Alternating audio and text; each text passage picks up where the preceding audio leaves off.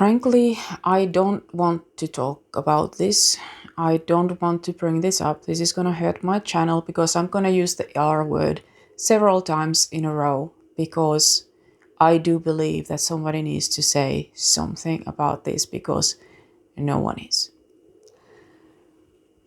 There are certain things that young women need to know about men when they become of age, when they reach the age of consent.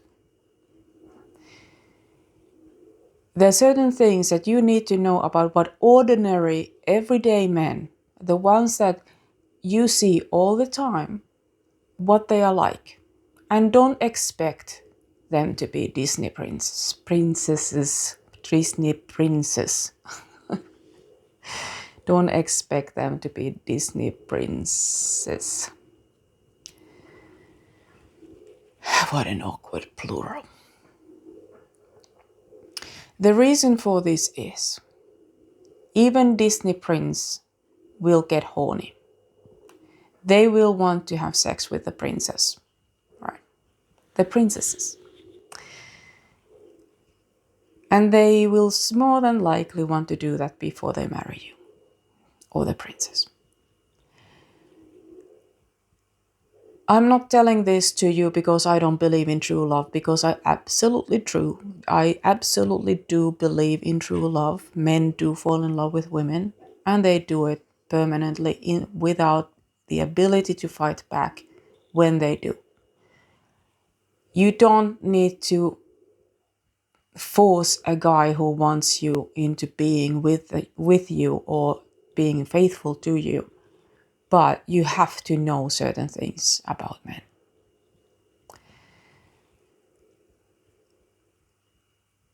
When you raise your child, your daughter, you need to make sure that by the time that she reaches the age of consent, she knows how to say no. She knows how to express denial of consent. She needs to know that, okay, this is not a reflection of who she is as a person. She will get propositioned sex unless she's a very, very unattractive girl. Everyone else gets it all the time from everywhere. It's going to be guys who are completely beating above their weight, completely unrealistic about their own attractiveness level. And it's going to come from men who are more attractive than your daughter. Everyone is going to have a go. And she needs to be the one who decides whether this is going to happen or not.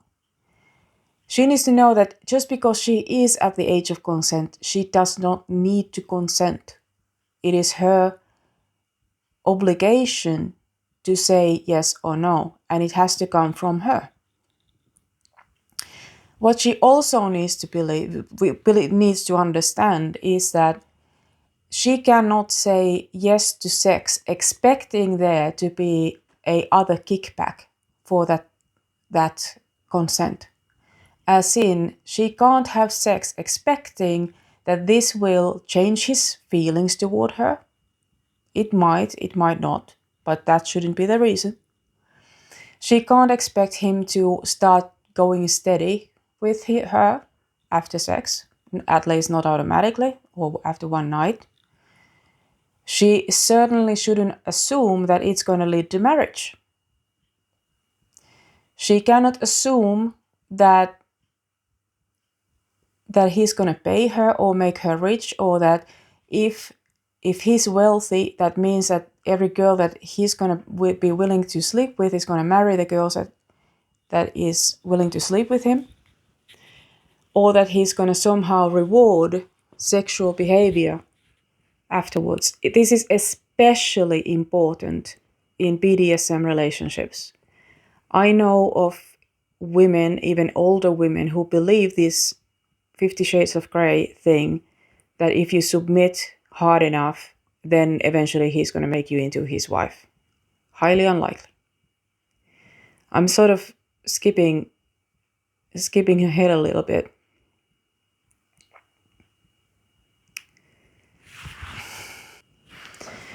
Speaking of BDSM, you need to understand that normal people, perfectly normal everyday people, they have sex lives. Men know that there are women who sleep with them casually, without expectations, without assuming anything, because they want to. This is important because if she behaves in no different than a just willingly submissive woman and doesn't express non-consent in a manner that makes sense, she will going to wind up raped by a guy who had no intention of raping her. This is not a joke. Men know that there are women who sleep with them without conditions,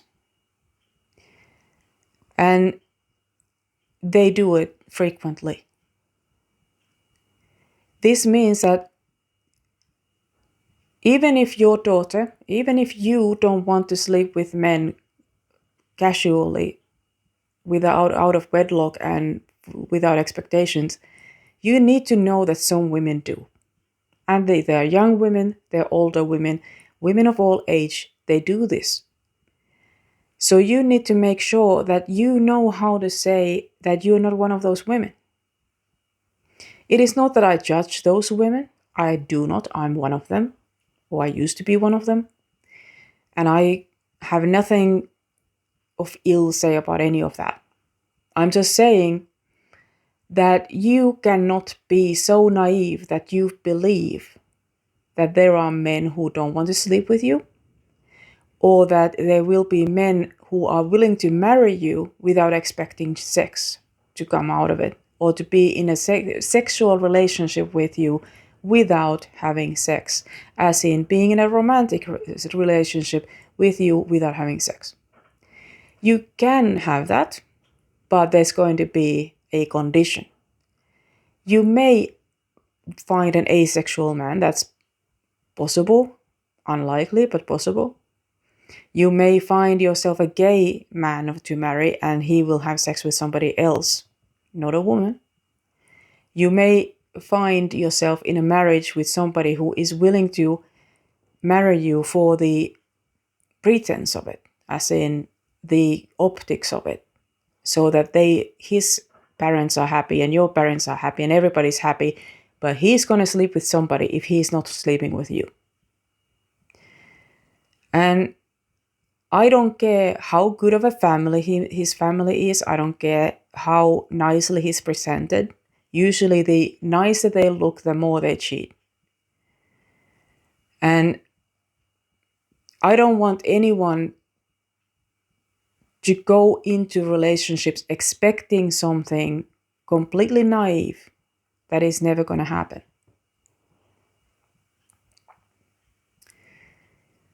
So you need to be able to, first of all, express what your expectations are and believe him when he says that he can't do it, and let him go, because you don't want to be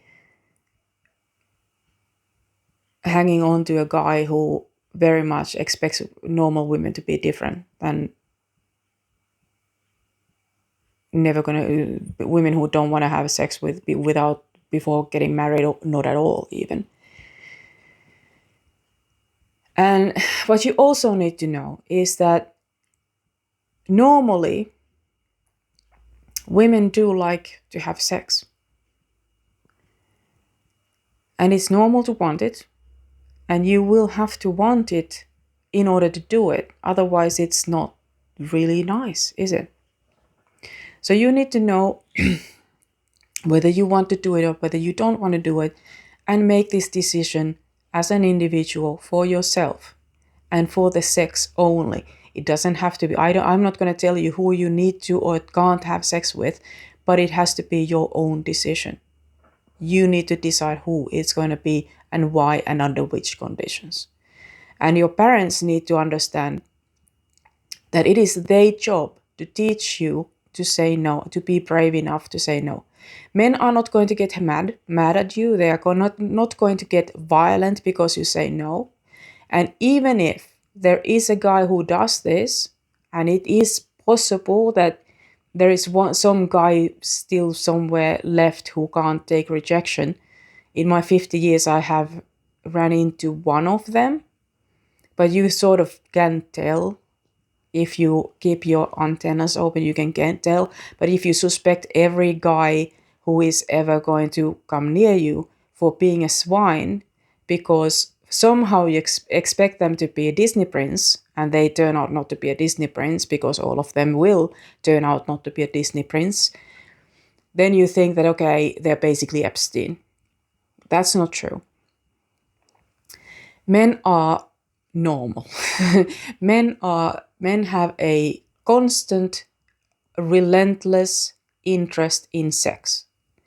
They respect women who have a very realistic idea of how this thing works. I tell you, they like women with realistic expectations. They respect women with realistic expectations, and I hope that I can make you into one. Now, with this realism, I need you to understand that there is thinker type issues rather than gender issues. There are people who commit to a relationship. They commit to a relationship, not to a person, which means that they will return to that relationship even if they cheat and sleep around. Then there are those people, not men and women, people who commit to a person, and they will dump you like that if they find out that you're cheating on them.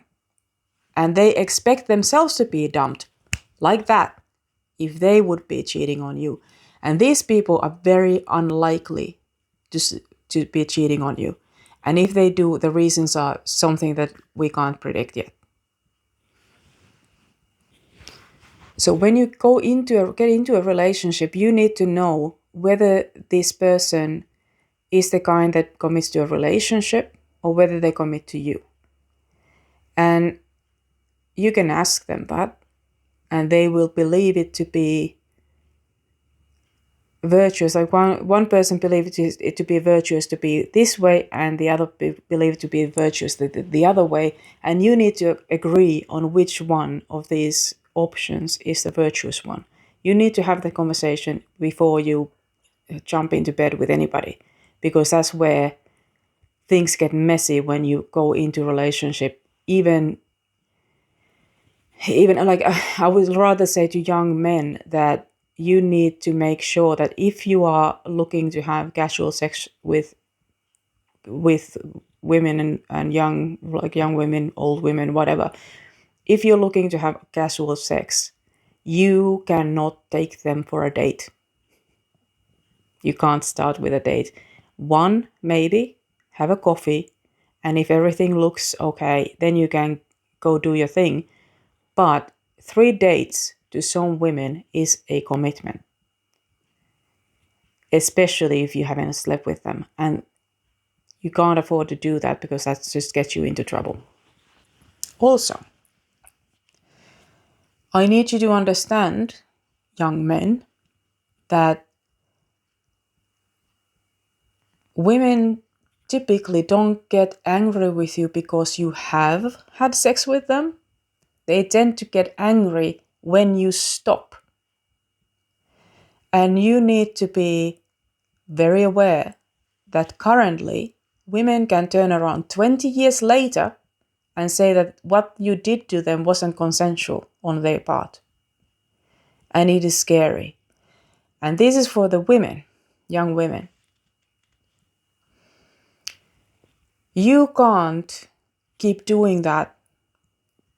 The thing that, and obviously if you're young, you haven't done this and you can't do this, because if men cannot trust when you give consent or you don't withdraw consent in a way that makes sense, like we shouldn't is not the same thing that I don't want to. We shouldn't means that I want to, but I fear what others might say. You need to want it because you want it. And if you don't want it, don't have sex. Decline, say no, walk away, ruin the moment and scream if you have to, but don't go there. Okay. If we allow women to turn around 20 years later and say that this wasn't consensual because somewhere down the line he stopped having sex with you and started having sex with someone else, and now you're pissed off, that's gonna give me fans.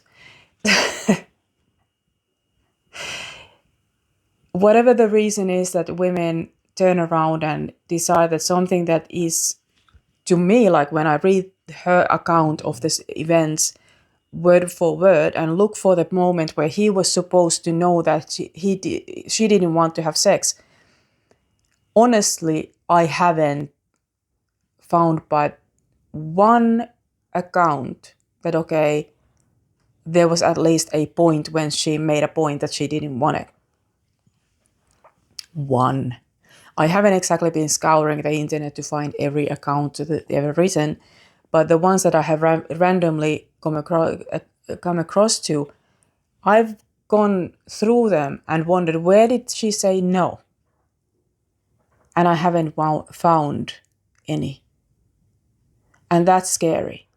If she doesn't say no, if she doesn't express non-consent, how is he supposed to know? If we can't express non-consent, then we can't be trusted to give consent either. And I wonder what that is going to lead into, because men can't trust the consent, even if illegally it's still there.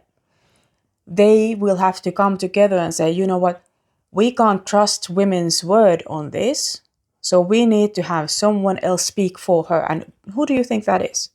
Father, brother, relative, some male friend is going to have to vouch for her so that she is sensible enough, so that you can trust her logic and her ability to think enough to give consent. There's going to be a point when men can't risk their future 20 years down the line, when they have wife and kids and people who depend on them, on some bitch 20 years prior who didn't say, I don't want this, and all of a sudden decide to make this a freaking federal issue in public media and point a finger at some guy who didn't even know that one day he's going to be famous and wealthy and someone who is now a target. And obviously this happens to other men too, that like just regular nobodies, that somebody decides that, okay, now it's fashionable to make an issue about this. And that puts everyone's ability to consent for themselves in danger. This is not a freaking joke. This is something that feminists fought for so that we can make our own decision about sexual relationship with men. We fought so that we can speak for ourselves. And now you're like, no, you can't trust me. I was only a teenager. And what they mean when they are only a teenager, they are so often either 18 or 19, well into age of consent. And they think that that's comparable to someone being 8 years old or 12 years old, when it isn't. So next time you decide to take some woman seriously when they are making claims about a guy, think twice, go through the story and ask her, at what point was he supposed to know that you are not consenting to this? Well, what manner of smoke signals were you sending? He is not a mind reader, and no law can require a man to be a mind reader, can they? But that's basically what some women assume men are, and make legal claims assuming that he should have somehow known. This is not funny, ladies. You're putting our freedom to decide for ourselves into danger, and you're putting yourself into danger by not saying no when you're supposed to. when you're supposed to take responsibility of yourself as an adult human being. You can do better than that, and your parents need to know that you understand this before they let you run around in the world or unsupervised. And if you don't want to do that with your daughter, then you better make sure that she doesn't leave home until she's 18 and you can't stop her anymore. And you need to know that by the time she leaves that door, she knows how the society works. She knows what men are like. Men are not monsters, but they are not Disney Princess either. So you need to understand that being a normal guy is enough. And if you don't want to have a relationship with a normal guy with normal sexual desires, then you shouldn't be having relationships with men at all, sexual relationships at least. And that's fine. You don't have to get married. You don't have to be in a relationship with a guy. You don't have to sleep with a guy. But you do need to state it so that people understand what you mean. I think I got it all. I might have not. And now you have a say.